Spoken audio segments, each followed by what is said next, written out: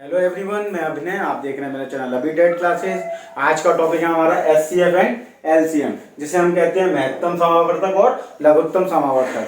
सबसे पहले देखेंगे कि एचसीएफ और एलसीएम में डिफरेंस क्या होता है, कैसे पता लगेगी हमें कि ये संख्या हमारी एचसीएफ है और ये संख्या हमारी एलसीएम है। जैसे एचसीएफ महत्तम समावर्तक क्या होता है, वह छोटी से छोटी संख्या होती है जो हमें कोई भी संख्याएं दी होंगी उनको भाग देगी।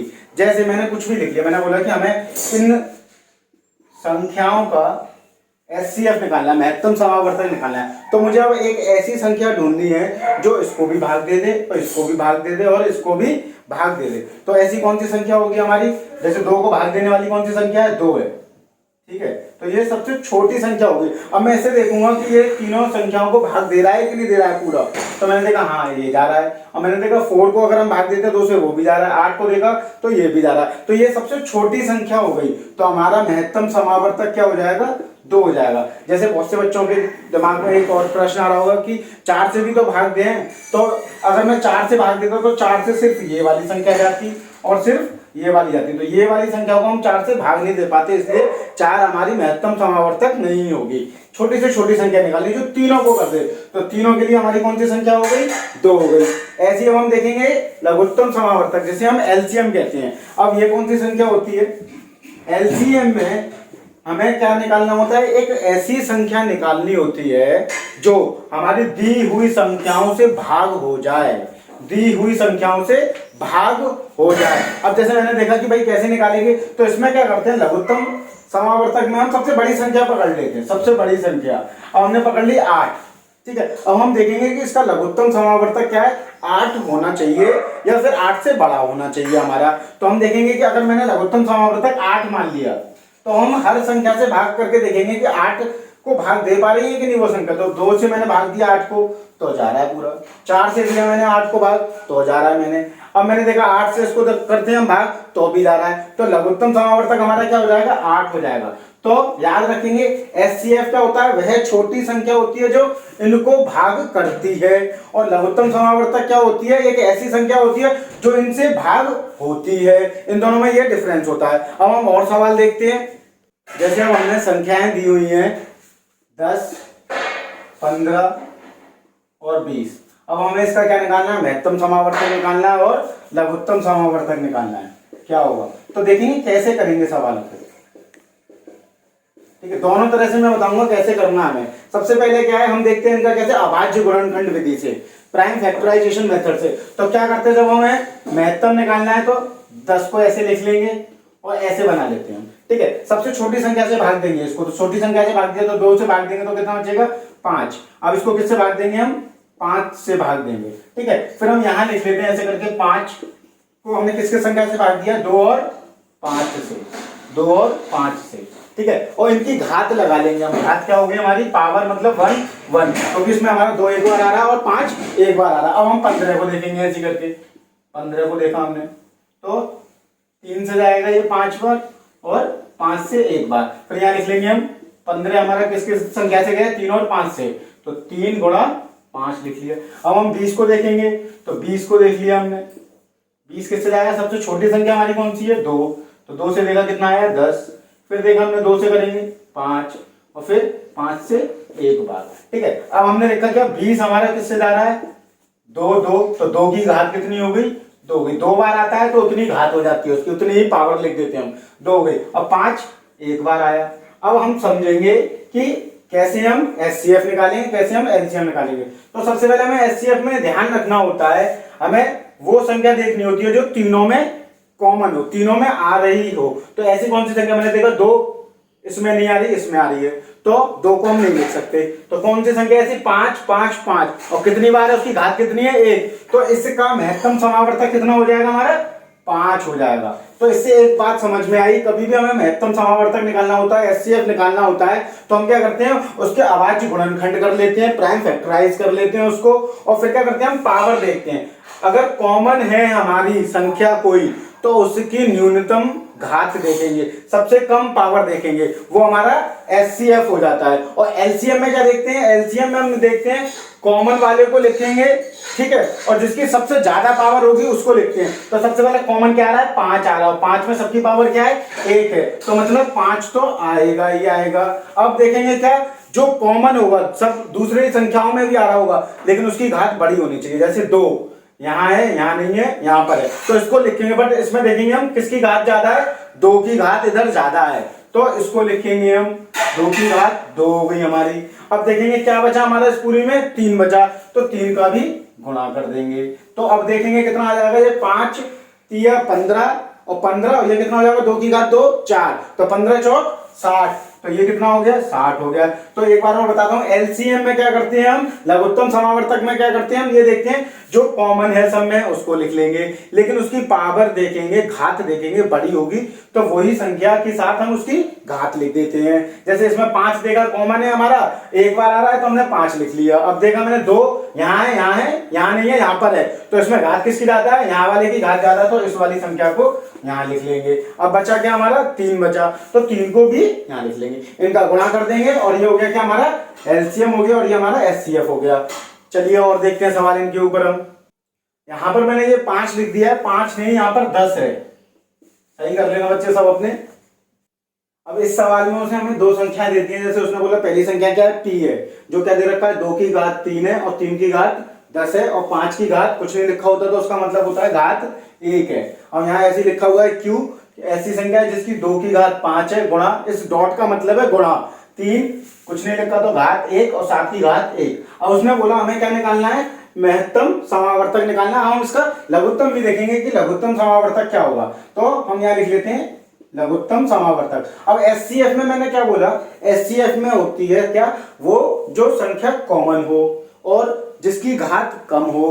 तो मैंने देखा यहाँ क्या 2 यहाँ पे भी आ रहा है और 2 यहाँ पे भी आ रहा है, तो 2 की घात किसमें कम है हमारी, 2 की घात यहाँ कम है, 2 की पावर 3 लिखा है, तो हमने यहाँ 2 की घात 3 लिख ली। अब देखेंगे और 3 भी दोनों में कॉमन है, 3 भी कॉमन है, तो कौन किस संख्या में हमारी 3 की घात कम है, इस वाली संख्या में कम है, तो ये हो गया हमारा। फिर देखेंगे 5 आ रहा है, इसमें नहीं आ रहा, 7 नहीं है, तो इसकी क्या हो जाएगा, महत्तम समावर्तक क्या हो जाएगा हमारा, 2 की पावर 3 इंटू 3, ये वाला हमारा आंसर हो गया। अगर इसे ऑल सॉल्व ऑप्शन के हिसाब से देखेंगे, अगर ऑप्शन में ऐसे दे रखा है पावर के टर्म्स में, तो उसको आंसर हम ऐसे लिख लेंगे, अगर उसमें संख्या के टर्म में दे रखा है तो 2 की घात 3, 2 की घात 3 का मतलब होता है 2 गुणा 2 गुणा 2 इंटू 3, तो ये कितना हो गया हमारा, 8 हो गया, 8 दिया 24 आ गया, ठीक है। ऐसी एलसीएम निकालते हो, तो एलसीएम में मैंने बताया संख्या कॉमन हो, उसकी घात ज्यादा हो, तो 2 और 2, किसकी घात ज्यादा है, इसकी घात ज्यादा है, तो हम यहाँ लिख लेंगे 2 की पावर 5। अब यहाँ 3 की पावर 10 और 3 की पावर 1, किसकी घात ज्यादा है, 3 की,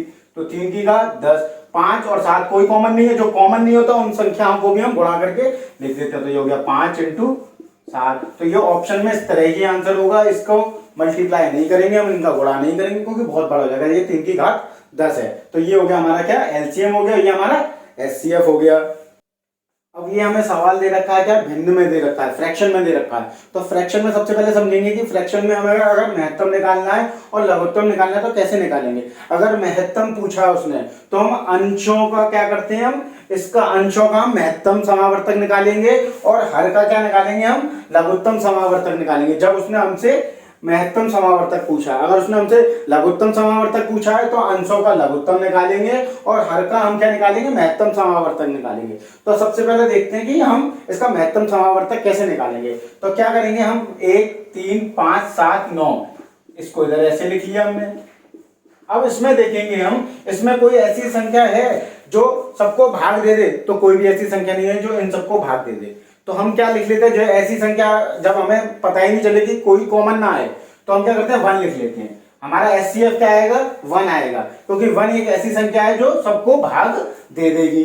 उसके बाद क्या है, नीचे वालों को मैंने बताया क्या करते हैं, हम लघुत्तम समावर्तक निकालते हैं। तो लघुत्तम समावर्तक निकालने के लिए क्या करेंगे, हम सबको प्राइम फैक्टराइजेशन लिख लेंगे, इसको लिख लेंगे 2 को क्या 2 इंटू 2 लिख सकते हैं, 3 को क्या लिख सकते हैं हम 2 इंटू 3 लिख सकते हैं, और यहाँ 2 इंटू 2 इंटू 2 लिख देंगे, इसको क्या लिख देंगे हम 2 इंटू 5, ठीक है। अब मैंने बोला जब हम लघुत्तम निकालते हैं तो क्या करते हैं, हम जो चीज कॉमन है उसकी पावर सबसे ज्यादा देखेंगे। तो हमने देखा यहाँ 2 एक बार लिखा है, यहाँ 2 2 बार लिखा है, यहाँ 2 3 बार लिखा है, तो 2 हम क्या लिख देंगे 3 बार आ गया। गुणा करेंगे, फिर इसके बाद फिर देखेंगे क्या कॉमन है हमारा, 3, 3 नहीं आ रहा तो 3 को ऐसे लिख देंगे, फिर 5 देखा एक बार आ रहा है 5, तो ये मेरा क्या निकल के आ गया, महत्तम समावर्तक।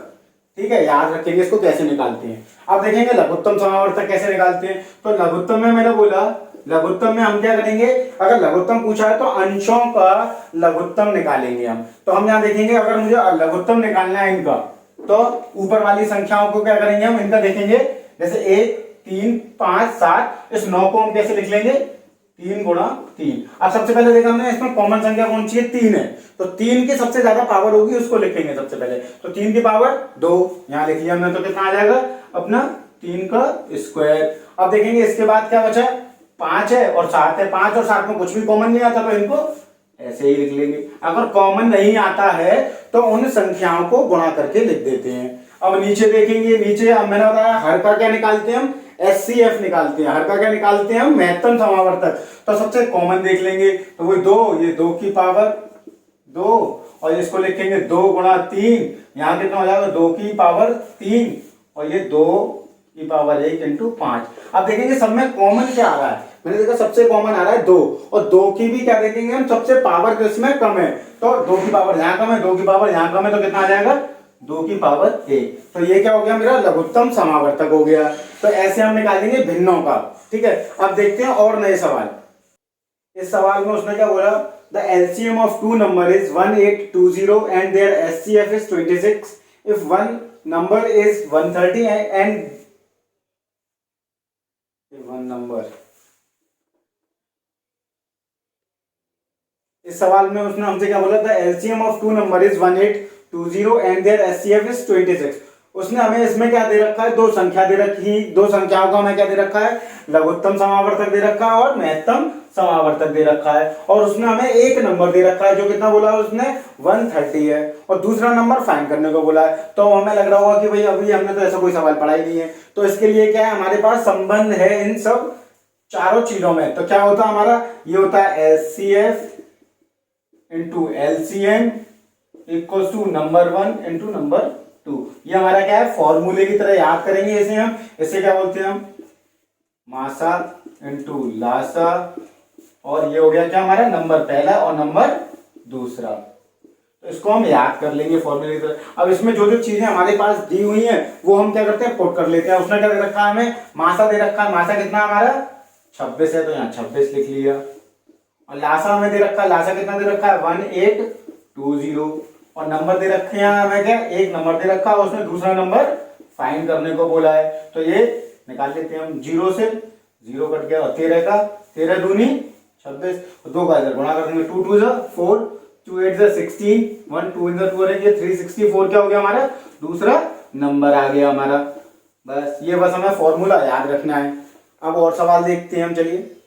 अब इस सवाल में उसने हमसे बोला था ratio of two number is 3:4 and the LCM is 120।